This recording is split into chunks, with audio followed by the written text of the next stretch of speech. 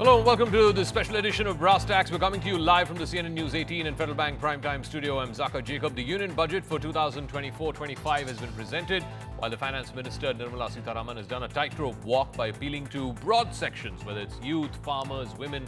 She has also managed to stick to fiscal prudence and also kept the capital expenditure at a record 11 lakh crores. There is a big thrust on youth. There are multiple incentives, whether it is for first-time employees or interns. As far as states are concerned, Bihar and Andhra Pradesh have taken a bulk of the stated allocations. No surprises there, given the political compulsions of a coalition government. But the markets have reacted negatively to the rise in both long-term and short-term capital gains tax. So the big question is, both economically as well as politically, how does one rate this budget? Just a side note, the Finance Minister has now created a bit of a record of sorts for being the minister with the highest number of consecutive budget presentations, 7 budget presentations, including the one today, going one up on the 6 consecutive budgets that were presented by Morarji Desai. But let's talk about Budget 24-25. How is it going to be rated? First, we'll be joined by a group of top economic minds to try and parse through the details. What's in it for you? We'll try and make sense of the taxation slabs, whether it is on personal income tax or whether it is on long-term and short-term taxes. Particularly, there has been a lot of talk about this removal of indexation on real estate assets. Dr. K.V. Subramaniam, Executive Director at the IMF, will be joining us, former Chief Economic Advisor. Naina Lal Kidwai is former President of FICCI. Suman Berry, Vice Chairperson of the Niti Aayog, will be joining us, and Kiran Majumdar-Shaw is founder of Biocon. And then at 9:30, we will have the full political face-off on this, because you can't keep politics separate from any budget presentation, least of all this one, the first one in a coalition regime, as it were. The big face-off, two of the most articulate faces on either side of the political divide, Jay Panda of the BJP and Shashi Tharoor of the Congress, facing off at 9:30 p.m. But first, the highlights from Budget 24-25.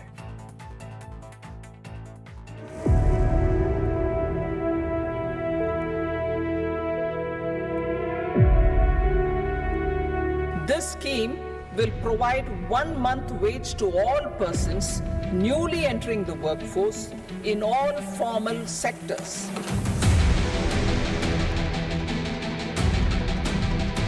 Two announcements to make for those opting for the new tax regime.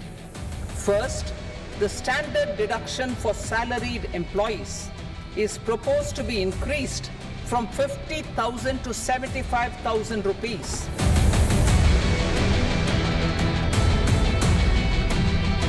ये budget समाज के हर वर्ग को शक्ति देने वाला budget है। The main interest of the people of Andhra Pradesh is to rebuild the state, especially in terms of building a capital. अधिकार के लिए मदद दीजिए, यहाँ के लिए जो जरूरत है बिहार के लिए, क्योंकि बिहार को भी आगे बढ़ना है। दो मित्रों को खुश करने को छोड़ के दूसरे किसी को भी 140 करोड़ जनता को उन्होंने अलग रखा।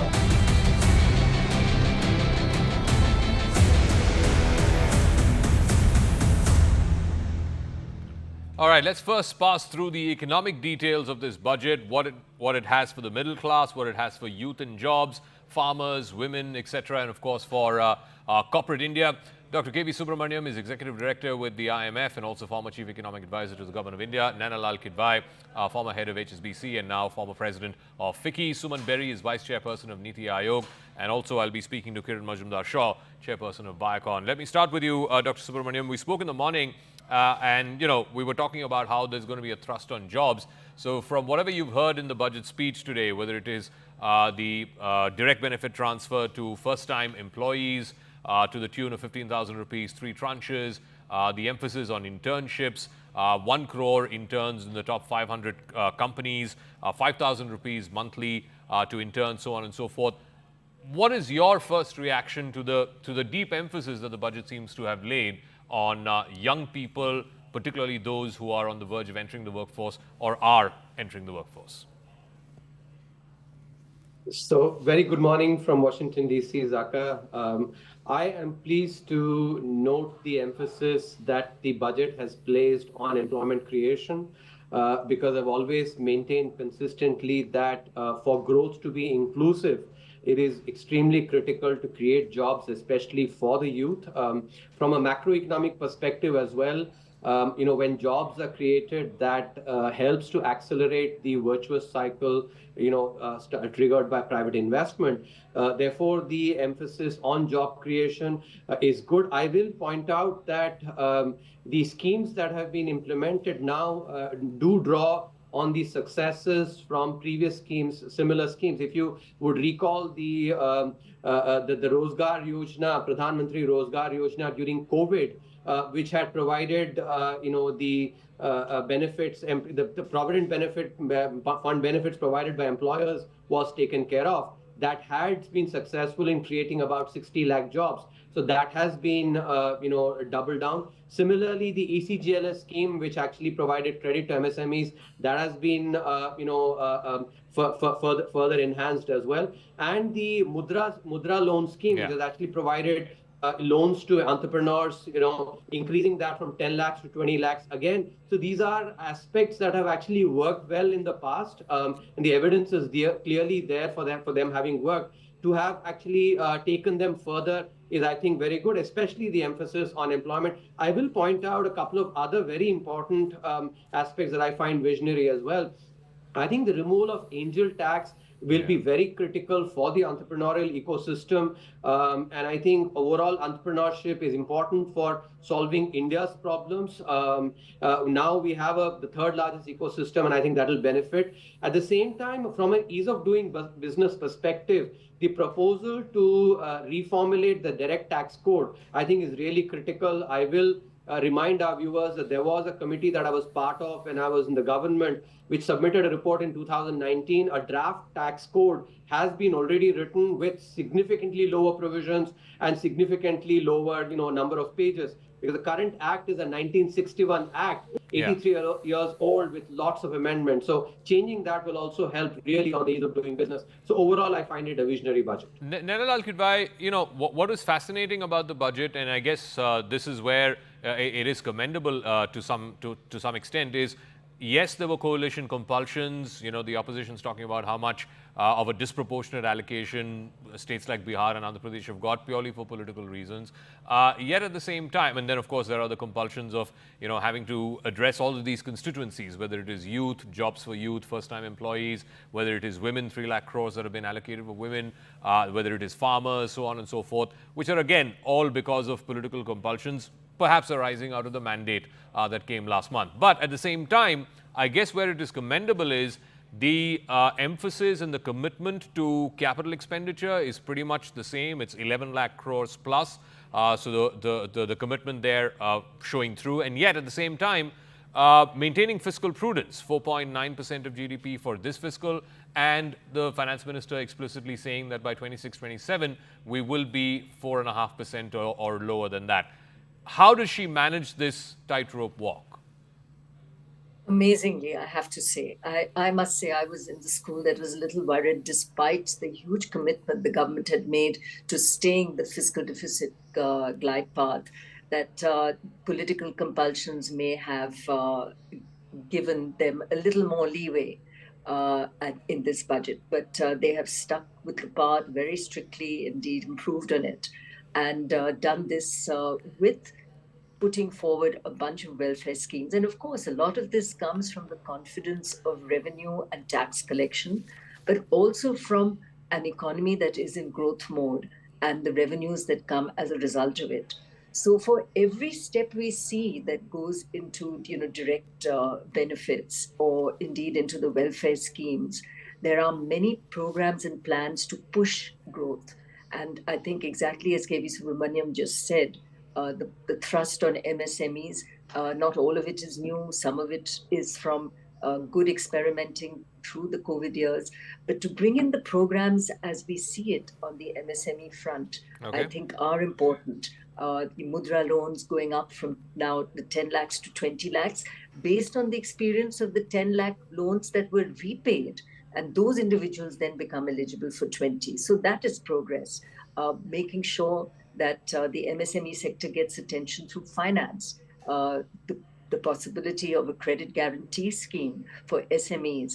All of this helps with growth of sectors which do indeed provide employment as well.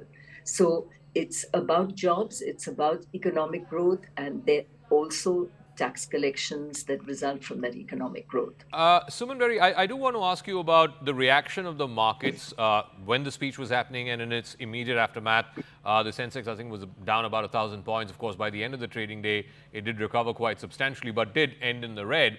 To two factors. One, of course, the increase in both long-term capital gains tax from 10 to 12.5%.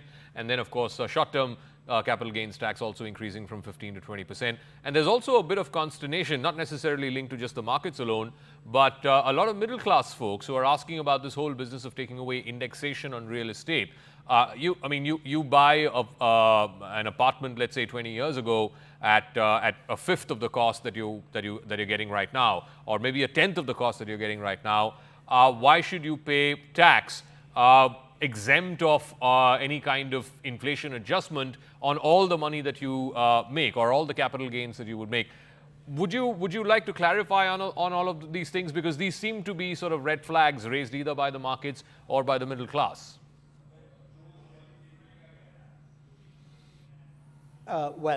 These are, not the kinds of things we worry most about at Niti Aayog.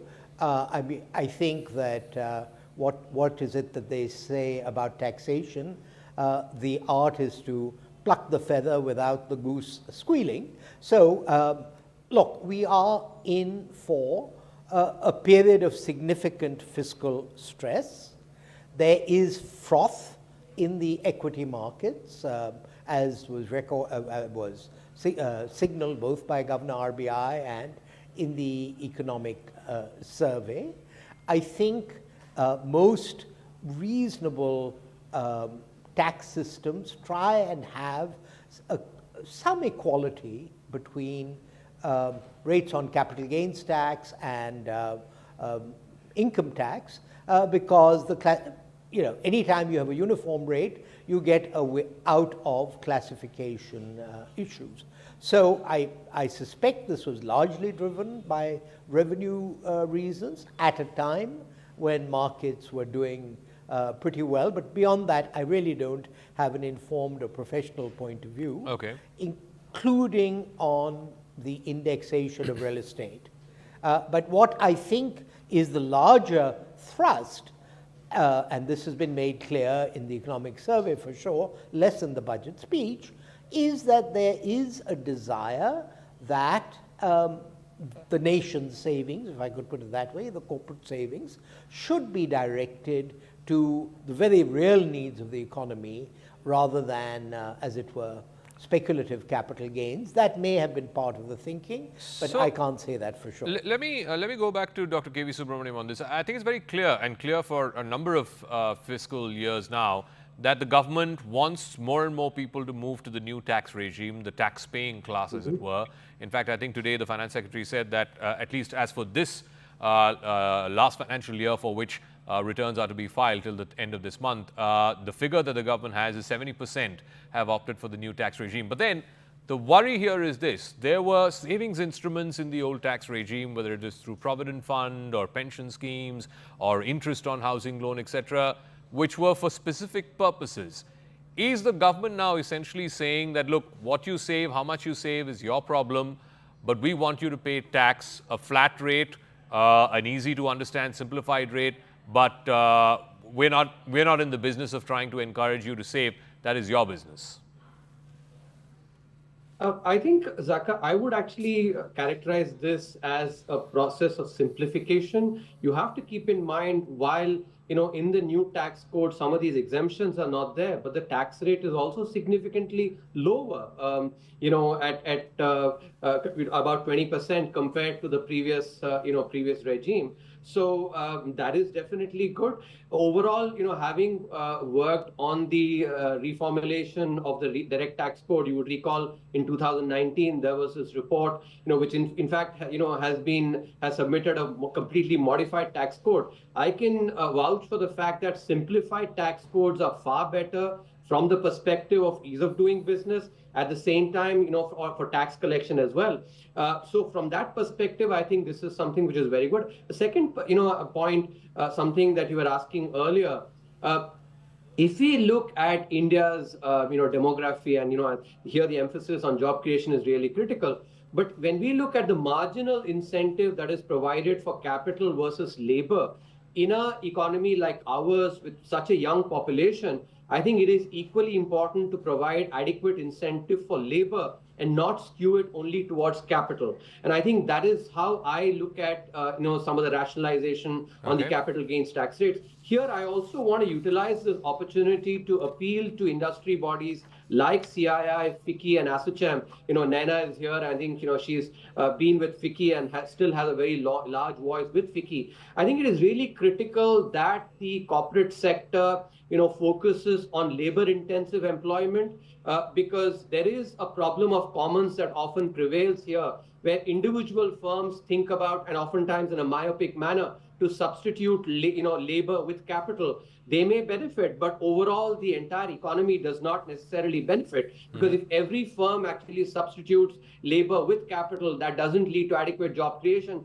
and thereby demand generation in the economy. And that is why industry organizations like CII, FICCI really need to highlight that this problem of commons is something that must be overcome, so that every firm, especially the larger firms, focus on more labor-intensive growth. That will help everybody, and in a more coordinated fashion. So now, part of that incentive, part of the incentive is also when you are going to, give companies back some amount of money for every new employee that they add to the EPFO rolls. So I guess that will help. Some of it will come from company CSR funds as well. But Nainalal Kidwai, the other sort of peeve that the government has had is that while the government is doing capex at 10 lakh crores, 11 lakh crores, and so on, they are not seeing the kind of crowding in of private sector investment as they were hoping, at the pace and the scale at which they were hoping. Is there any reason for you to, look at this budget and say, okay, this is going to encourage, or this is going to kick in much more private sector investment? So you're right. I mean, private sector investment has clearly been disappointing. And if the government hadn't played the role it had, we would really be in a dire spot as a country. The incentives that are coming through PLIs, which are in fact being lauded because they're showing directionally which industries government holds important, is certainly one way. And we are seeing as a result some capital formation coming from industry therein. And fortunately, to KV Subramaniam's point, some of those are in labor-intensive industries. I think industries like electronics, toys, apparel, textiles, leather, all this needs high focus.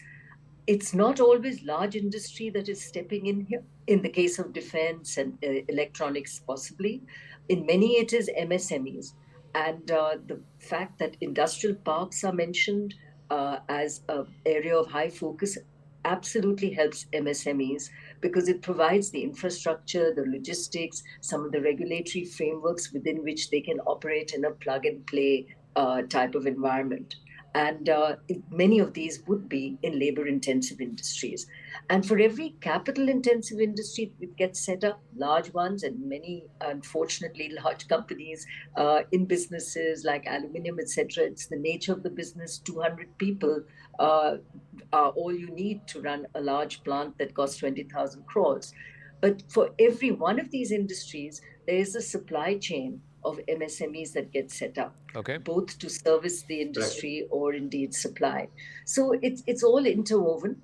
But will this employment type of incentives of these amounts that are being mentioned help? I don't think large industry will feel the benefit as much as the more labor-intensive MSME industries will. And I'm hoping that that is where the thrust will happen in terms of multiplication of Can I also quickly ask you, ma'am, as a former banker, this whole sort of consternation around taking off indexation on real estate, long-term capital gains on real estate, even though the rate itself has come down. How do you see that impacting the real estate sector, specifically people taking loans to buy homes? So, it can work both ways. The indexation helps old assets. The lower tax rate and the lower time period helps new real estate investment. So the new regime, clean, clear, simple to understand, no indexation, no hanging and holding your breath on what that indexation rate for the year is, could just mean that employees move faster through the system. An employee that today works in Bombay and tomorrow in Delhi doesn't think twice about selling an asset Got here it. to buy an asset there. So it could actually create more benefit in terms of rolling stock instead of people just hanging on to old assets because they were reaping some of the benefit of holding an old asset. So to each individual, there are clearly some that will be hurt, but there will be others that gain. Okay. And I think we don't have a clear sense, therefore, on what these new tax changes mean in terms of money in individual pockets. So, Suman Berry, before the Niti Aayog, when the Planning Commission was around, the whole business was about how much allocation is given to which state. And today, I think this is a quasi-political point as well, which the opposition seems to be making, is that much of the allocation of resources, at least by way of budget announcement, a bulk of it seems to have gone to Andhra Pradesh and to Bihar because of obvious political compulsions. How do you speak to that criticism? Well, I can't. So there are two parts to your question. One is what is given to Bihar and Andhra warranted? And the second is the implication of that the other states have been given, quote unquote, a raw deal. Now, the fact of the matter is that the bulk of these allocations do come from the Finance Commission awards. So that's the core of what gets distributed. Yes, there's a certain amount of discretion, as the budget has indicated, but there were sound reasons given in the budget for, as it were, assisting Andhra in the particular projects, both the capital and Polavaram. As I understand it, a fair amount of the support, certainly to Andhra, I'm less clear on Gujarat, is to come from multilateral development banks, which has the implication, A, that the resources have to be repaid, and B, that the best global standards will be applied to the planning of these and international procurement. Now, in the case of Bihar, I think clearly the Amritsar-Kolkata freight corridor is Industrial corridor. Industrial corridor, I should say, is an important corridor.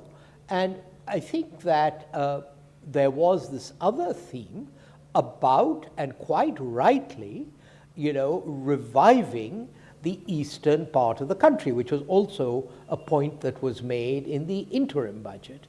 Because, look, in many ways, the most dynamic parts of the world economy lie to the east of India, and yet the paradox is that the more vibrant parts of the Indian economy are to our west. So it makes eminent sense to do what you can with respect to infrastructure, including this Gaya terminal, etc., and tourism, the eastern part of the country. It so happens that Andhra and Bihar also form part of that. All right. Like I said, that's a quasi-political statement being made by the opposition. But we'll leave it at that. Thank you very much, Dr. K.V. Subramaniam, Nanalal Kidwai, and of course, Suman Berry for joining us. Earlier in the day, I spoke to Kiran Majumdar-Shaw, one of the leading industry voices, particularly in the new age industry of biotechnology. I asked her about this whole booster for jobs, skill development, this thrust on first-time workers, people who are coming into the workforce, and what this may mean both for India's economic growth and also competitiveness on the global front. So this is my interview earlier in the day with Kiran Majumdar-Shaw. Joining us now is a leading industry voice. Kiran Majumdar-Shaw is chairperson of Biocon Industries. Thank you very much, ma'am, for speaking with us. What is your first big takeaway as far as this budget is concerned, particularly when it comes to the angel tax? I believe that's been a long pending industry demand. You must be thrilled that that's now been abolished. Well, Azaka, underlying theme has been about job creation through skilling and through internship programs at companies, both through government subsidies and CSR, which I think is the right approach in terms of creating jobs that are relevant and creating employability amongst the youth. As far as the government is concerned, it has always supported the startup ecosystem, which, as you know, is a very vibrant and growing ecosystem. And one of the pain points and eternal grouses was the angel tax. And I think the government has done away with it, which is, of course, welcome news. And I think they're expecting that this will spur greater investment into the startup ecosystem. And I think, entrepreneurship has always been the right model for India to pursue when it comes to economic development. I'm also glad that they've actually focused on entrepreneurship even in rural India by increasing the Mudra finance amongst the youth from 10 to 20 lakhs. Let's hope that that really creates jobs, entrepreneurial jobs in the villages. So overall, I think the underlying theme is about jobs and employment creation, which I think is really something that this country needs to do in a big way. And given the fact that India wants to attract some of the manufacturing opportunities to India, I think creating these kind of internship programs that will allow us to create the talent required for some of these manufacturing opportunities is the right approach. One sort of red flag, at least from a market point of view, has been the increase in long-term capital gains tax and also short-term capital gains tax. Also, this concern about removing indexation from all asset classes, particularly from real estate. What do you make of that? So, of course, they have marginally increased the long-term and short-term capital gains tax, which I think one ought to expect in terms of the way wealth is being created in the country, especially given that the stock markets are always rewarding investors. I think from that point of view, I think wealth creation is going to attract higher taxation, and it's marginal. In terms of indexation, I think we really have to see whether it's lopsided or whether it is got some kind of rationale behind it, because I think people are concerned that if the return on investment is low, then the taxation seems to be higher. Indexation seems to be creating these kind of anomalies, but I don't understand the sector too well, so I really don't want to comment too much. Are you also, one sort of recurring theme of the Modi government's budgets in the past has been about capex and the increased outlay for capex. She's kept it at 11 lakh crores plus. At the same time, even though they've had to keep their allies happy in Bihar and in Andhra Pradesh, the fiscal deficit has actually reduced. It's 4.9% of GDP.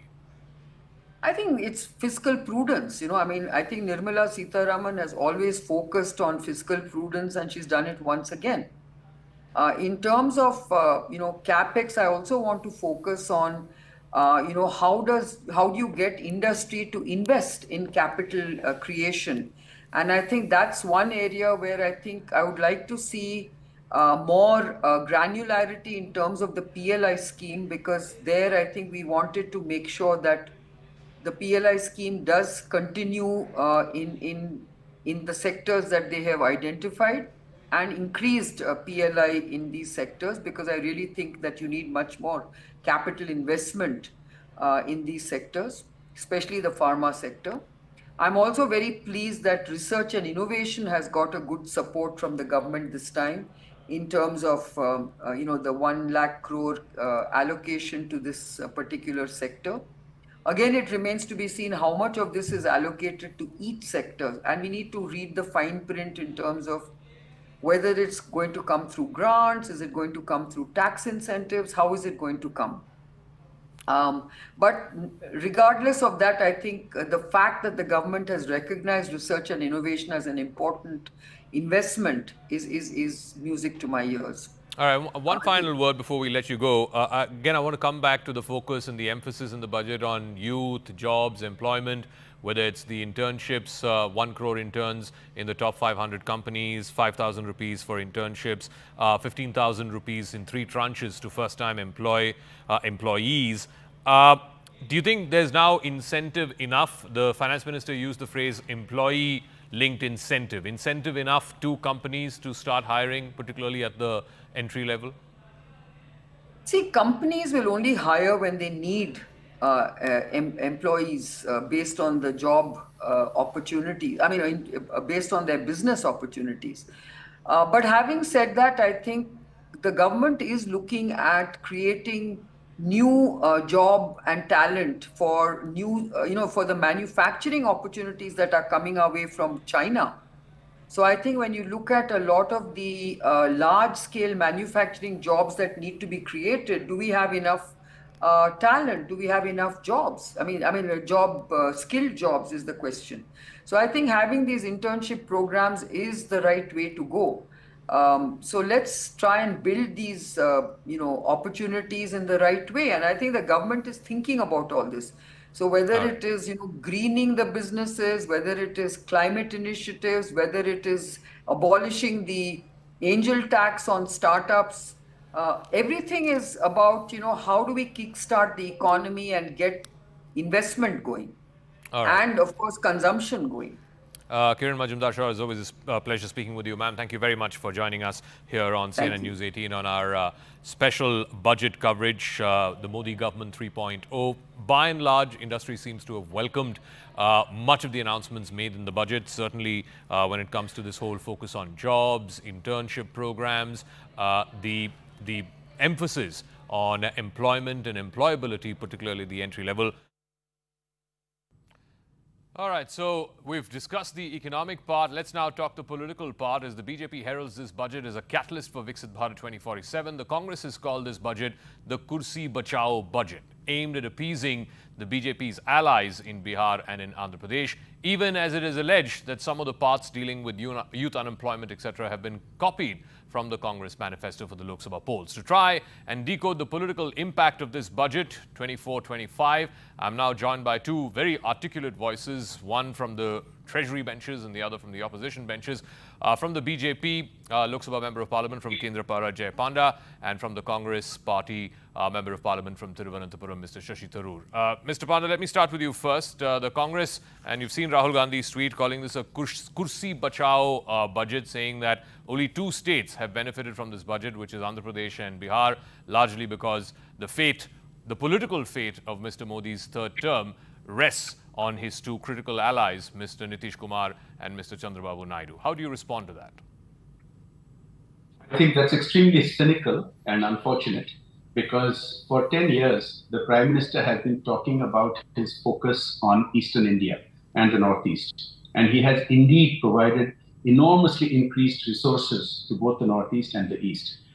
And so whether it is Bihar or West Bengal or Odisha or Jharkhand or Andhra Pradesh, this time the focus has seen specific large allocations which are going to be transformative in terms of infrastructure, in terms of many developmental agendas that need pushing along. So I think that's cynical, and that just should not be appreciated at all. Number two, the major thrust of this budget has been on creating employment.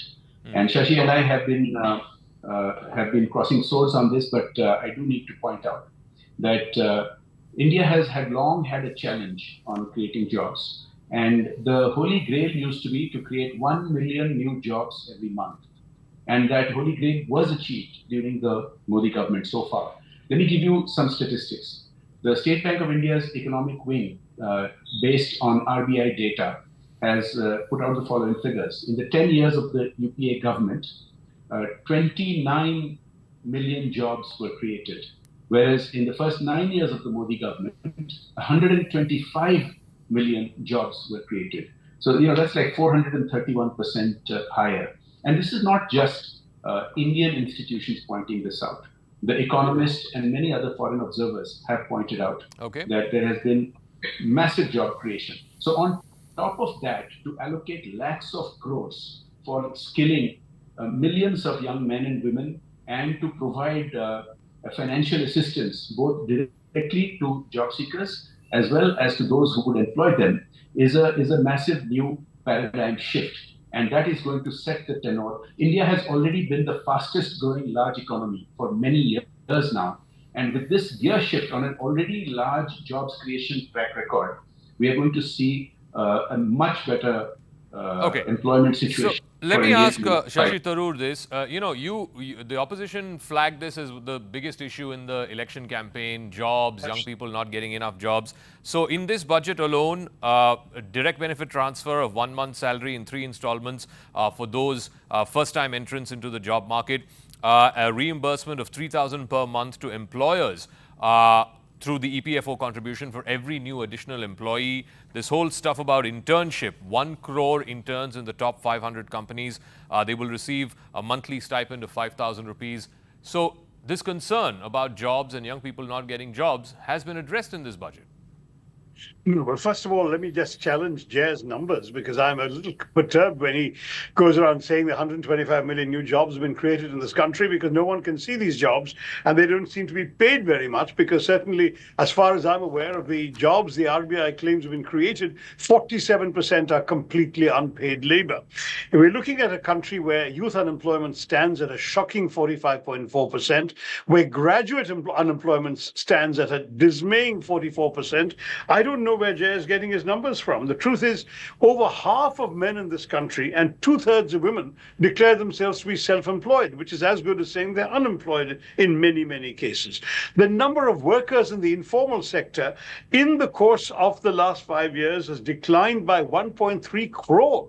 We're looking at a crisis in which the female labor participation rate in India has been plummeting, because whatever little work there is, men are grabbing first. And so it's gone down to 28%, which is far lower than any of our neighbors, lower than Bangladesh, lower than Kenya, Philippines, whatever, certainly China. So we're looking at a situation where unemployment is critically bad. Now, you pointed to a few things that they have done, and I must say that I appreciate the fact that they have been very liberally borrowing some of our campaign ideas, which we're very happy to give them, except we wish they wouldn't dilute them. We talked about an apprenticeship scheme which would have actually trained people for a real job and which would have paid 1 lakh a year.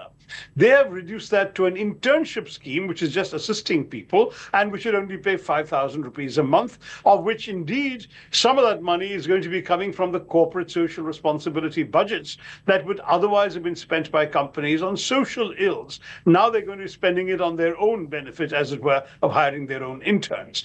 You talked about the 3,000 rupees EPFO contribution. I welcome that. But our idea in our manifesto would have actually given that as an income tax credit, which many companies would prefer to merely an EPFO contribution. The fact is that these are things that we can quibble about.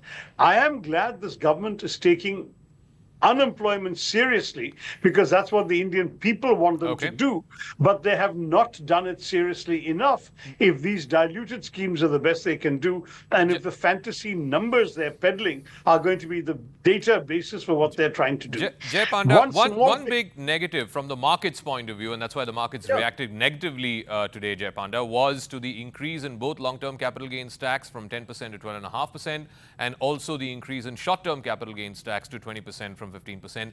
And there's also a lot of pain amongst the middle class about the removal of indexation from real estate when it comes to long-term capital gains tax, even though the tax itself has been reduced from 20% to 12.5% for real estate. Isn't this something that the government should try and address, this concern?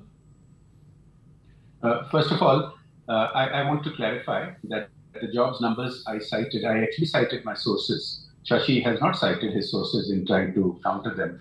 As I said, the Indian jobs creation track record is corroborated by both major Indian and foreign institutions. Number two, with this rationalization of the tax regime that's been going on, even in the income tax for the salaried class, there has been some easing today in terms of what they can write off and in terms of the tax rates, especially at the lower end of the salaried category. Now, the reality is that capital gains did need to be rationalized. It's not a very major difference that has happened. In terms of indexation for real estate, the very big decision that has been announced in today's budget is to make real estate identifiable, to have GIS mapping for urban real estate, and to have digitization of rural land parcels.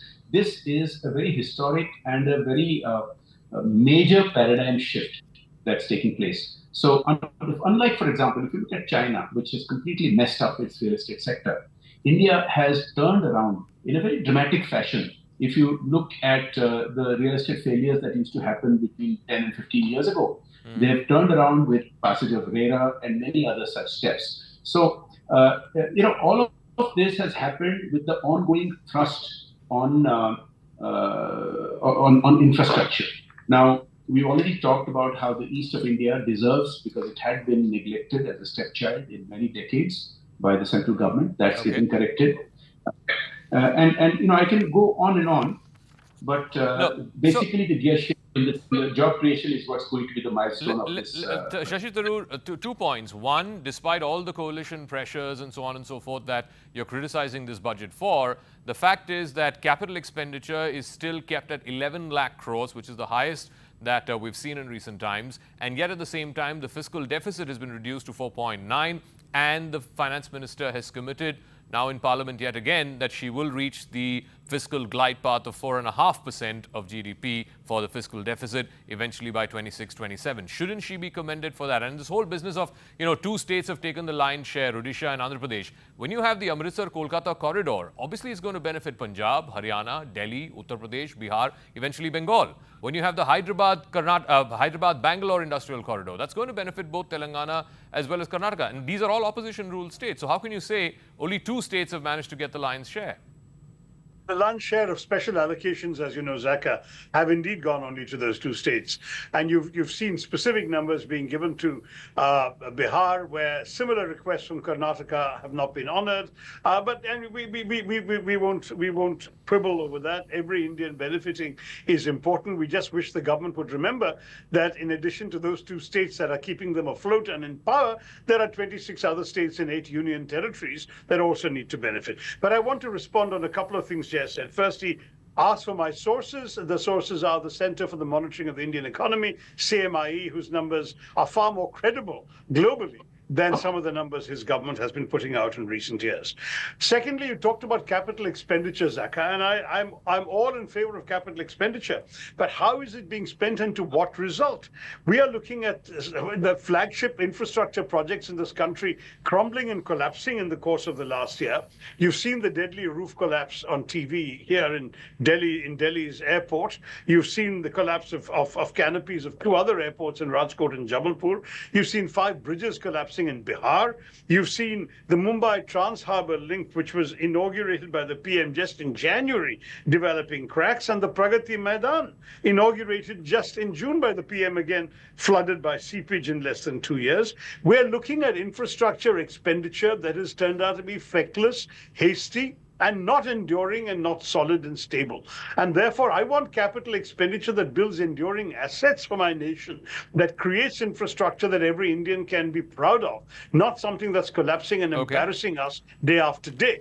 The same applies to railways. We talk about railways, we've had 2 major collisions, 2 derailments, and at the same time, a pathetically underwhelming performance in implementing the Kavach system, which have been talked about for so long by the government. So, capital expenditure, Zaka, to what end, with what result, and with what enduring value?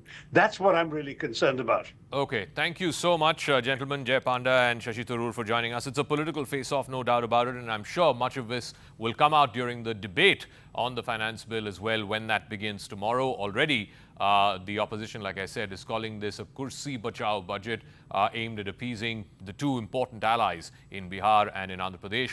But the government says this is going to lay the foundation for Viksit Bharat, whether it is the 11 lakh crores for capital expenditure, whether it is the deep focus now on jobs and providing jobs to young people, whether it is through incentives like the internship schemes, 5,000 rupees to the interns, or whether it is the first-time entrance into the job market getting 15,000 rupees in 3 tranches, so on and so forth. We're discussing the Modi government 3.0's first budget, especially the first one after the mandate of 2024. What's the international perspective on this budget? Joining me on the show right now is Sir Martin Wolf, the chief economics commentator of the Financial Times newspaper. Thank you very much, Sir Martin Wolf, for joining us. I'm sure you haven't gone through the finer details of the budget yet, but one big broad thrust area seems to be employment, particularly employment for young people, and I guess this is in response to the mandate as well, where one of the big concerns was jobs for young people. Do you see this budget, directionally at least, having addressed that question? Well, I have to admit that I haven't looked at this budget in any detail. I've been looking at it online, but remember, for me, this is still relatively early morning, and I'm actually writing a column. But as far as I can see, the broad thrust is sensible. They seem to be trying to tighten the fiscal position, which I think makes sense given the substantial recovery and the need for higher government savings to finance more investment. India clearly needs to raise its investment rate, public and private, further. Employment is clearly a very high priority for India.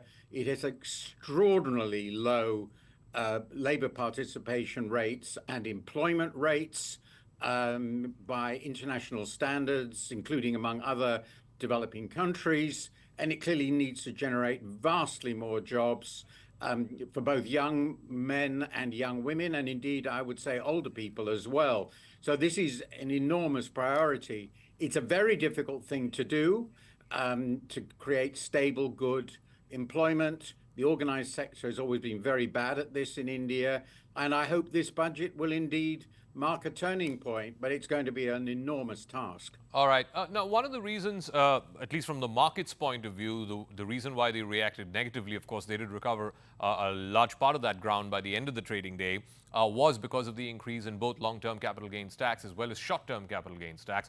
But the view from the government is that if you have to fund all of these infrastructure programs, both physical infrastructure and social infrastructure, the money has to come from somewhere. And somebody's got to foot the bill, somebody's got to pay the tax for it, and therefore the increase in LTCG and STCG. Do you see that way? That's a very good question. The capital gains taxes have certain problems. We know about that. But at the same time, the stock market is not very widely held in India. The people who've got immensely rich from the enormous stock market boom of recent years are a relatively limited number of people in the context of India's gigantic population. They're relatively well off. And it does seem to me that they can be expected to contribute to funding the government that is essential for both the political and social stability of India and its future economic progress. I don't see, from my very quick glance, that this is really unreasonable, particularly given income taxes in India are relatively low, as far as I remember. And overall, the tax burden is not very high. So I think it's something they just have to learn to live with. And one final word, India's always, of course, aspired to be a high growth rate economy, creating jobs for its young people, wanting to be a manufacturing powerhouse, similar to what China did back in the 90s and early 2000s, and similar to what the Asian tigers did a little while earlier. What is it more that India needs to do if it has to get the Apples, the Samsungs, the Hyundais of the world to come and manufacture here in India? Well, first of all, it is worth stressing that trying to get a democracy like India to grow the way China did is an enormous challenge. Just to grow at a good steady 5 or 6% is a pretty big achievement, particularly as population growth is slowing. So that means a faster growth, other things equal in per capita income. So getting towards 8, 9, 10 would require clearly an enormous shift. I think overall the investment rate in the country would probably have to get up towards 40%, which is 10 percentage points or so of GDP more. I can't remember the exact figure. This is both public and private. That would require much higher savings than now. It would certainly require a very considerable shift in the fiscal position. That itself will be a huge challenge. And then obviously you want to encourage, as you rightly say, inward investment, because that gives you cutting edge technology. Here I think the problems are, is there a predictable environment, crucially, is there a predictable environment for foreign investors? All right, so Martin Wolf, we'll leave it at that. I'm afraid we're completely out of time, but thank you very much for joining us. That's Martin Wolf, the chief economics commentator of the Financial Times newspaper, with his thoughts and perspective from an international point of view, looking outward into this budget. That's a wrap. If you've been tuned into this special coverage of the Modi 3.0 Sarkar's first budget. Remember, this is a budget that had to understand and that had to, of course, assuage some of the concerns that have been raised through Mandate 2024, whether it's jobs, whether it is young people and their livelihood concerns, middle-class issues, etc. And, of course, there is now the new political reality of allies in Bihar and Andhra Pradesh who also need to be addressed.